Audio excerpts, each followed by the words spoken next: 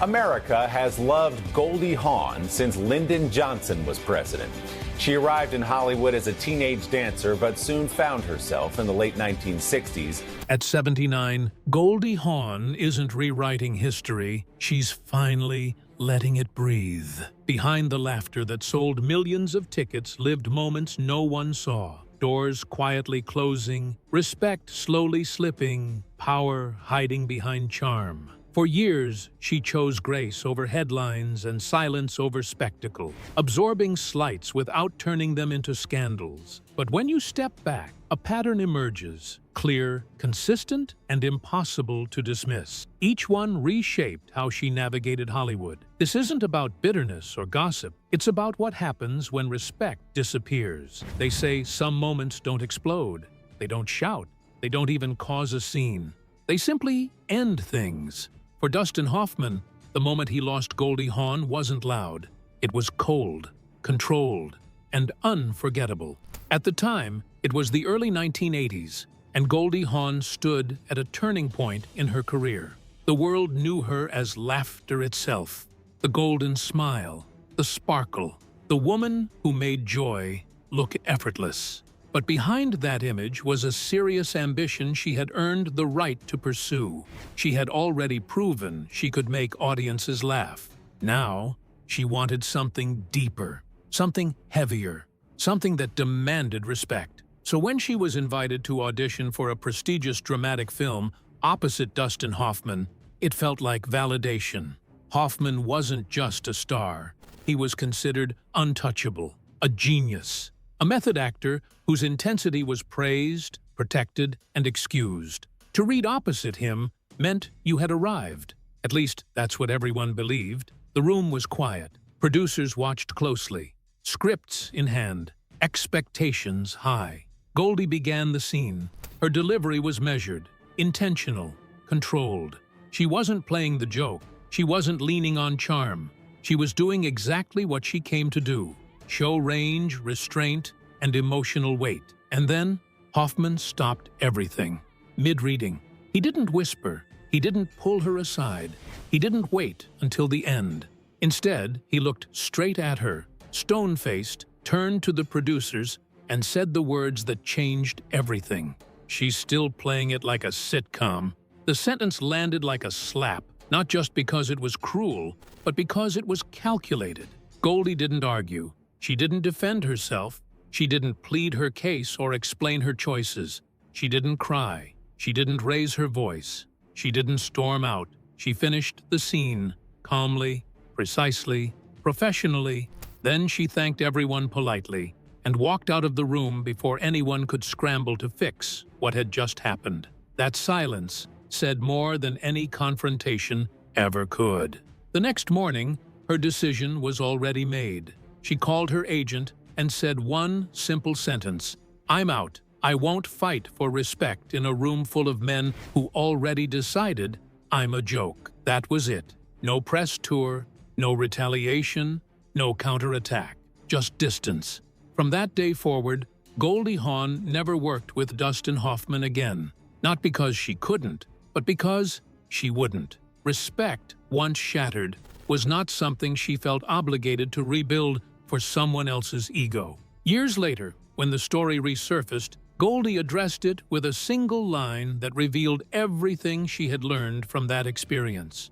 Some men forget they're not directing the women around them. It wasn't bitterness, it wasn't anger, it was clarity. Hoffman may have believed he was protecting the integrity of the work, but what he exposed wasn't Goldie's limitation. It was his own assumption that comedy equals frivolity, that warmth equals weakness, and that a woman who makes people laugh must be taught how to be serious, taught how to be. Goldie didn't need to prove otherwise. She already had. The cruel irony is this: Hoffman thought he was asserting authority. In reality, he permanently removed himself from her world. Goldie didn't blacklist him publicly. She didn't name him in interviews. She didn't tell her side for years. She simply walked away. And in Hollywood, where access is everything, silence can be the most devastating consequence of all. Because when Goldie Hawn closed that door, it stayed closed. not out of revenge, but out of self-respect. And sometimes, the strongest response to humiliation isn't confrontation, it's absence. That was my great aunt's name, Goldie. And I said, "Oh, I'm not changing my name." What makes this moment linger is not the insult itself, but the decision that followed. Goldie understood something many people never learn until it is forced upon them. Staying in the room can cost more than leaving it. She did not argue because she did not need validation. She did not defend herself because respect is not negotiated mid-humiliation. Walking away was not retreat, it was selection. She chose what she would tolerate, and more importantly, what she would never tolerate again. That silence redirected her path. It reshaped the kinds of sets she accepted, the people she trusted, and the environments she allowed around her. In an industry that rewards endurance of bad behavior, her refusal became radical. She protected her confidence before it calcified into bitterness. She protected her craft before it was boxed by labels. And she protected her future before someone else tried to define it for her. Years later, that choice reads less like loss and more like foresight. The door she closed did not shrink her world. It refined it. Because power does not always belong to the loudest voice in the room. Sometimes it belongs to the person who knows to leave. That final choice became a quiet turning point, not just for Goldie, but for how she navigated Hollywood afterward. She learned that reputation could be shaped as much by absence as by presence. By refusing to stay where she was diminished, she rewrote the rules without announcing it. No speeches, no demands, just consistent distance. Producers noticed, directors adjusted. The industry recalibrated around her boundaries, even if it never admitted it openly. What looked like withdrawal was actually precision. She filtered chaos out of her orbit. She chose collaborators who listened, sets where respect wasn't conditional, and stories that matched her inner gravity. The laughter never disappeared, but it sharpened. It carried weight. It carried intention. And that scared people who were used to being indulged. This moment also exposed a deeper truth about power. Authority thrives on compliance. The moment someone refuses to play along, the illusion cracks. Goldie didn't confront the system head-on. She simply stepped aside and let it reveal itself. The door closing wasn't punishment, it was clarity. Decades later, the lesson still resonates. You don't have to win every room. You don't have to educate every ego. Sometimes the most radical move is deciding you've seen enough. Goldie walked away before bitterness could settle in, before resentment could rewrite her joy. And in doing so, she preserved something rare in Hollywood: agency that aged with grace, and confidence that never needed permission. Even now, that choice continues shaping how her legacy is understood today. What came after wasn't a clash of egos or a cutting remark in a rehearsal room. It was quieter, more calculated, and far more dangerous. Warren Beatty. Power doesn't always shout. Sometimes it whispers. And in Hollywood, a whisper from the wrong man can close doors faster than any scandal. For Warren Beatty, rejection was never just personal. It was professional. And for Goldie Hawn, it became unforgettable. The late 1970s were a peak moment for both of them. Goldie was America's sweetheart, beloved, bankable, and glowing with possibility. Warren Beatty, meanwhile, was something else entirely. He wasn't just a star, he was power incarnate. A producer, a kingmaker, a man whose phone calls could greenlight careers or quietly end them. When Warren set his sights on Goldie, everyone understood the implication. The invitations came smoothly at first: dinner, private parties, subtle exclusivity. Then, eventually, an invitation to his Beverly Hills home. In Hollywood, no one needed that spelled out. But Goldie didn't play the expected role. She didn't embarrass him. She didn't mock him. She didn't gossip. She simply said no. Polite, charming, firm, and that was the moment everything changed. Almost overnight, Goldie felt the shift. Scripts she'd been promised stopped arriving. Projects she'd been perfect for suddenly went quiet. Directors who once returned her calls immediately became unavailable. Meetings were postponed, momentum slowed, and then came the warning: quiet, careful, and unmistakable. One producer pulled her aside and said, "Warren says you're difficult, not serious material." 6 words, and a career-altering message. Goldie understood immediately what was happening. There was no public feud, no explosive confrontation, no headline to defend herself against. What she faced was worse: a calculated smear campaign, subtle enough to deny, powerful enough to be devastating. Later, she confided in a close circle with a clarity that cut straight to the truth. He doesn't handle rejection, he punishes it. Those 6 words explained everything. Warren Beatty didn't need to attack her publicly. His influence did the work for him. Doors closed quietly, opportunities evaporated, and the message spread without ever being written down. Goldie Hawn was difficult. In Hollywood, that label has destroyed countless women. Goldie never confronted him in the press. She never named him in interviews. She never played the victim.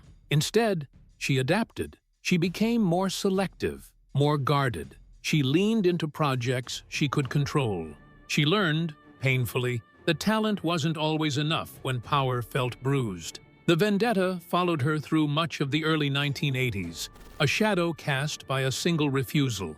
And yet, Goldie endured. She survived the blacklist without ever acknowledging it publicly. Time, as she believed, would eventually tell the truth. And then, years later, it did. At an awards show long after the damage had been done, fate placed them in the same room again. Warren approached her like nothing had ever happened. Same smile, same charm, same ease. He leaned in, ready to greet her like an old friend.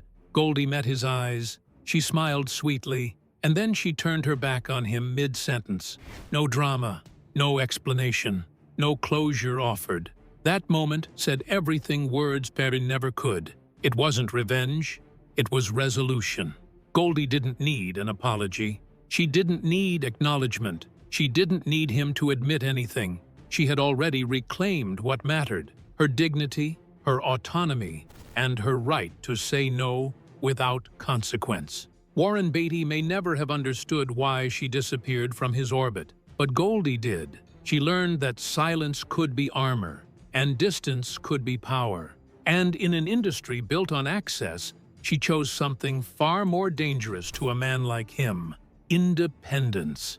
Sometimes the bravest thing a woman can do in Hollywood isn't to fight back. It's to walk away and never look back. What makes this chapter so unsettling is how ordinary it was. Goldie Hawn never goes out of style. Old people today, who used to be new people before they came old, who were really busy making new people, are still here. No shouting match, no public scandal, just a quiet shift that altered the trajectory of a career.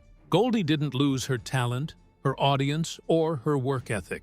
She lost access. And in Hollywood, access is oxygen. Yet instead of shrinking, she recalibrated.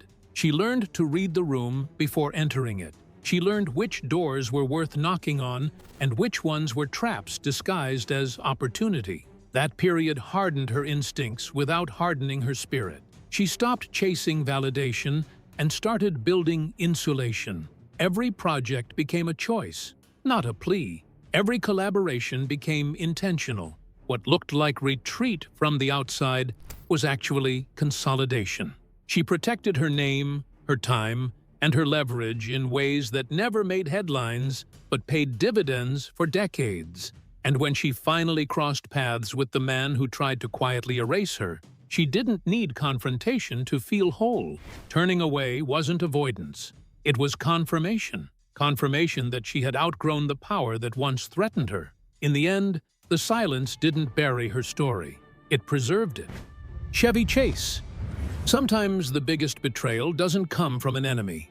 It comes from someone you thought was a friend. For Goldie Hawn, that lesson arrived on a movie set in 1978. And she's currently starring in the motion picture Warren Beatty was on the other night, called Shampoo. Would you welcome Goldie Hawn? Standing under hot lights, smiling through clenched teeth opposite Chevy Chase. On paper, foul play looked like a dream.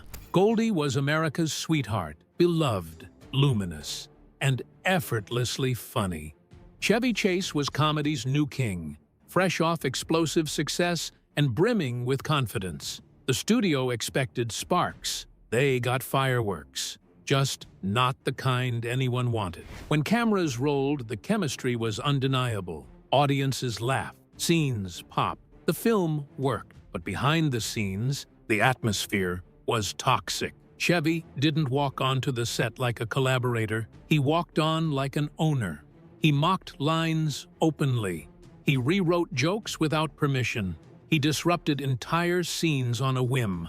And when Goldie got the bigger laugh, because often she did, his mood darkened. "She's lucky to be here," he muttered more than once, just loud enough to be heard. Goldie tried everything to keep the peace. She joked back. She charmed the crew. She smoothed over tension. She did what women in Hollywood had learned to do well: make discomfort disappear with grace. But Chevy wasn't interested in harmony. If a scene didn't center him, he sulked. If a joke landed better for her, he bristled. If the director pushed back, he pushed harder. The breaking point came late one night, after yet another argument over a scene. Chevy stormed off set and refused to return unless the director rewrote it to his liking. Production stalled. Crew waited. Tempers flared. Goldie didn't fight. She didn't chase him. She didn't beg. She sat alone on the studio steps, exhausted, emotionally drained, realizing something painful and final. This wasn't competitiveness. This wasn't creative tension. This was hostility. "He's not funny when the cameras stop rolling," she whispered to her stylist that night. "He's just mean." By the end of filming, the warmth between them was gone. They avoided eye contact. Conversations became strictly necessary. Whatever friendship had existed before foul play was broken beyond repair. Still, the film was a success. Big laughs, big box office, and soon enough, the studio came calling with an offer they assumed no one would refuse. A sequel, millions of dollars on the table, guaranteed success. Another hit waiting to happen. Goldie didn't hesitate. "Not interested," she told her agent. "No negotiation, no conditions, no second chances." That single decision stunned the studio. Walking away from a proven hit, especially in the late 1970s, was nearly unheard of. But Goldie had reached her limit. Money wasn't worth the cost. Success wasn't worth humiliation. And comedy wasn't worth enduring someone who confused arrogance with talent. Years later, she was candid with friends about how deep the damage ran. "If I ever have to smile next to Chevy Chase again," she once said, "I'll quit Hollywood." It wasn't hyperbole. It was a boundary. Chevy Chase may have seen foul play as another victory. Goldie saw it as a warning about ego, entitlement, and what happens when success shields cruelty. She didn't expose him publicly. She didn't wage a press war. She simply removed herself from his orbit. And in doing so, she reclaimed something far more valuable than a sequel: peace. The cameras never captured the tension. The audience never saw the exhaustion.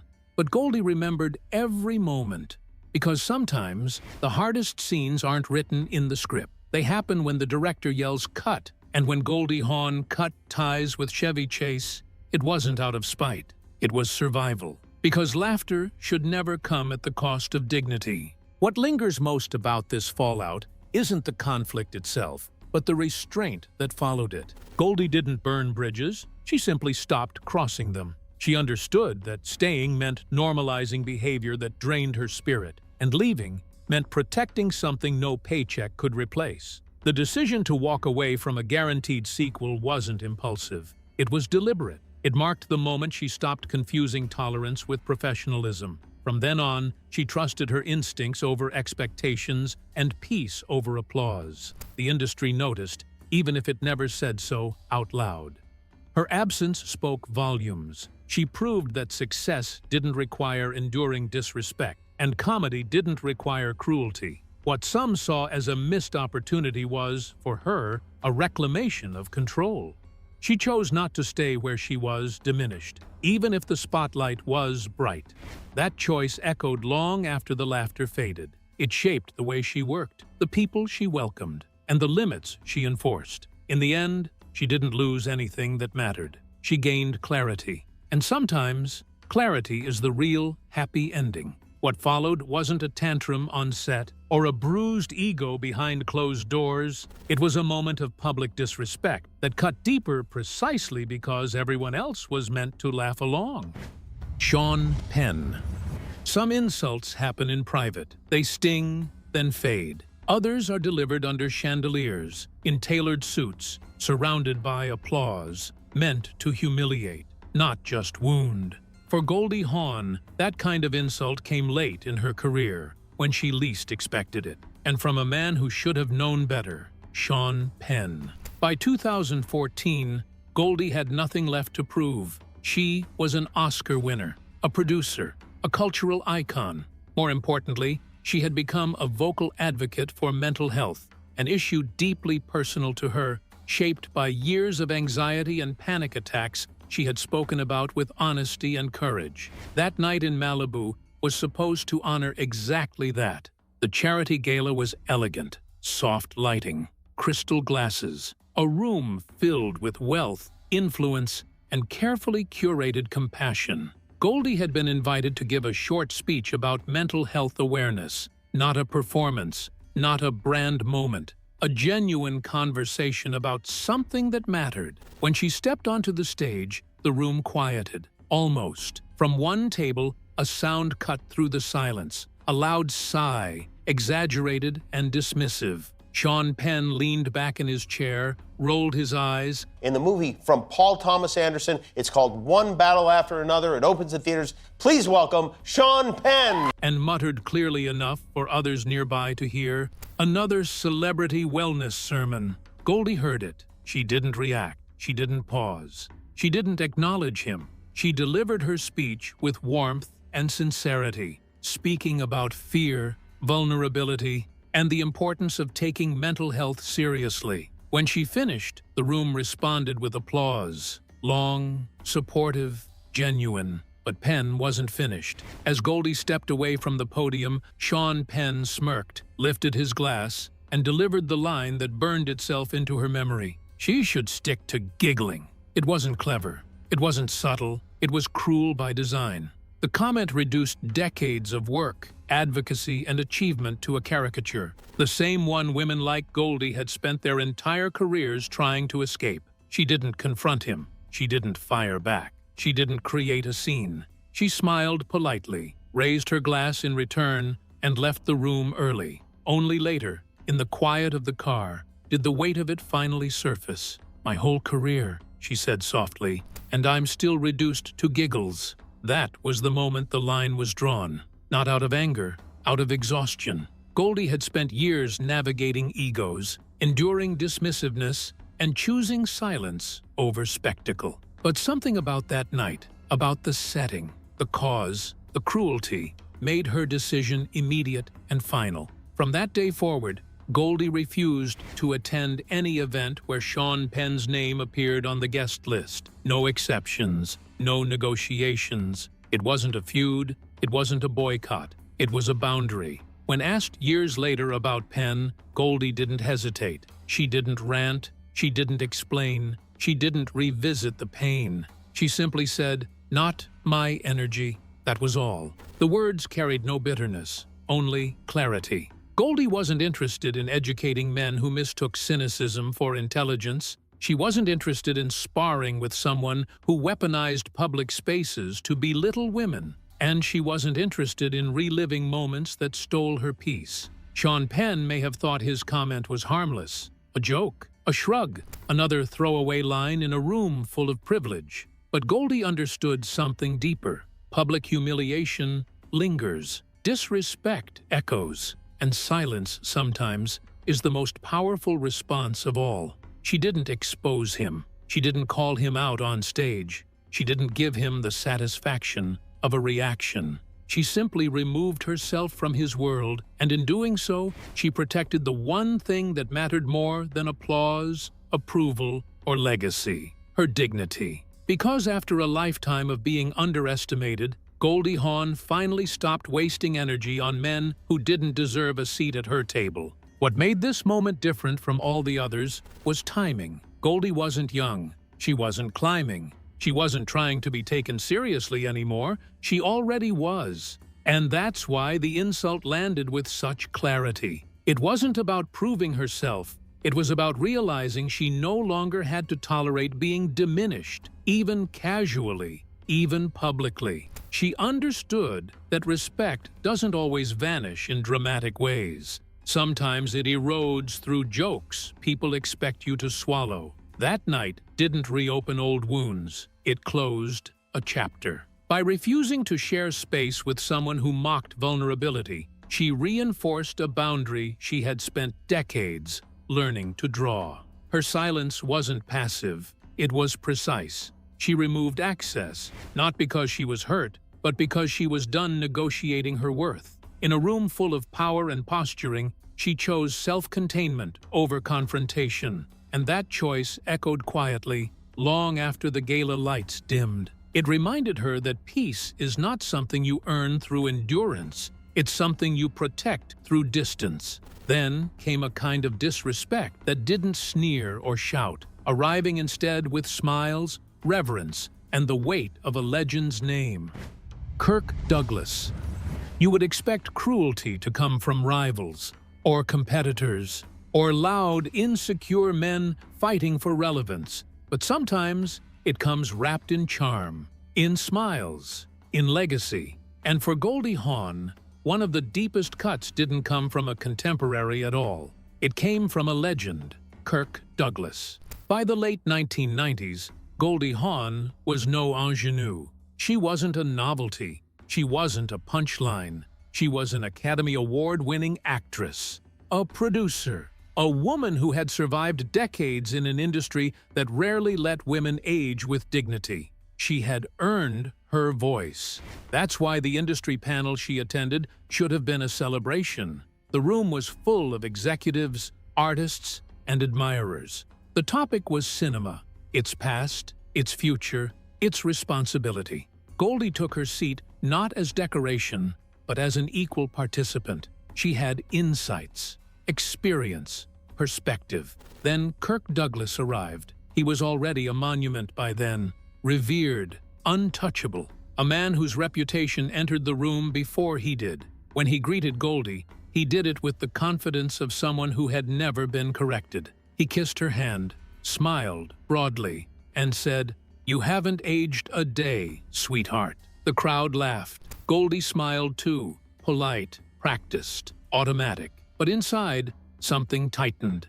Not because of the words themselves, but because of what they implied. Not a colleague, not a peer, a relic of someone else's fantasy. As the panel began, the discomfort only grew. Every time Goldie started to speak, Kirk interrupted her.